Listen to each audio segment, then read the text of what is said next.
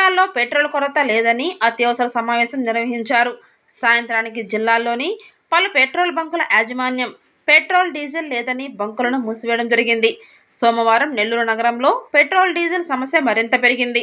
నగర పరిధిలోని పలు బంకుల్లో పెట్రోల్ డీజిల్ లేదని మూసివేయడం జరిగింది. ఈ క్రమంలో మరికొన్ని బంకుల్లో వాహనదారులు పెట్రోల్ డీజిల్ కొరత ఏర్పడుతుందనే భావనతో అవసరం లేకున్నా బంకుల వద్ద బారులు తీరుతున్నారు.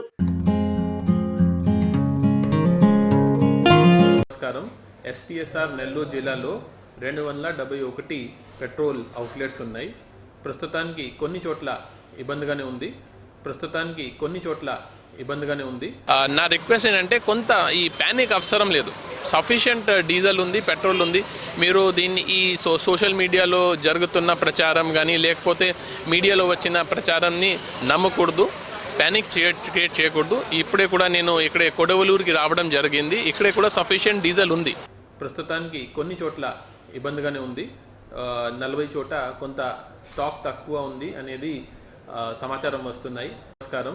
ఎస్పీఎస్ఆర్ నెల్లూరు జిల్లాలో 271 పెట్రోల్ అవుట్లెట్స్ ఉన్నాయి. ప్రస్తుతానికి కొన్ని చోట్ల ఇబ్బందిగానే ఉంది. 40 చోట కొంత స్టాక్ తక్కువ ఉంది అనేది సమాచారం వస్తున్నాయి. కానీ ప్రజలతో నా విజ్ఞప్తి ఏంటంటే మీరు ఈ ప్యానిక్ బయింగ్కి పాల్పడకూడదు. ఎందుకంటే మన దగ్గర సఫిషియెంట్గా స్టాక్ అవైలబుల్గా ఉన్నాయి. ఈరోజు చూస్తే ఈ ఐఓసిఎల్, ఎస్పీసీఎల్ అండ్ బీపీసీఎల్ ఈ ముగ్గురుతో మాట్లాడడం జరిగింది. 148 లోడ్స్ మన జిల్లాకి రావాల్సింది. ఈ డీజిల్ కడప జిల్లా, చిత్తూరు జిల్లా, తర్వాత కృష్ణపట్నం పోర్ట్ దగ్గర నుంచి వస్తుంది. ఈ 3 సెంటర్స్ నుంచి రెగ్యులర్గా టచ్లోనే ఉన్నాము. ఆ 3 సెంటర్స్ నుంచి ప్రస్తుతానికి 148 మా జిల్లాకి శాంక్షన్ అయింది. ఈ 148లో ఇప్పుడు 47 అక్కడి నుంచి మొదలైంది. ఈ 47ని కూడా నేను ఎస్పీ గారితో నేరుగా మాట్లాడి తొందరగా ఎలా ఈ సెంటర్స్కి చేరుతుంది దీని మీద కూడా ప్లాన్ చేయడం జరిగింది. ఈరోజు ఇప్పుడు ప్రస్తుతం time 2 o'clock, by 4 o'clock maximum అయితే 5 o'clock అన్ని చోట్ల డీజిల్ సఫిషియంట్ క్వాంటిటీలో అవైలబుల్గా ఉంటుంది. సో ప్రజలతో నా రిక్వెస్ట్ ఏంటంటే ఈ ప్యానిక్ బయింగ్కి మీరు అనవసరం అండి. జిల్లాలో ఎక్కడ కూడా కొరత లేదు. ఓన్లీ ఏదో భయపడి రేపు దొరకదు అనేది ఆ ఆలోచనతో ఎక్కువ మంది రావడం వల్ల ఈ కొంత ఇబ్బందికరంగా ఉంటుంది. దయచేసి మీరు అడ్మినిస్ట్రేషన్తో సహకరించండి.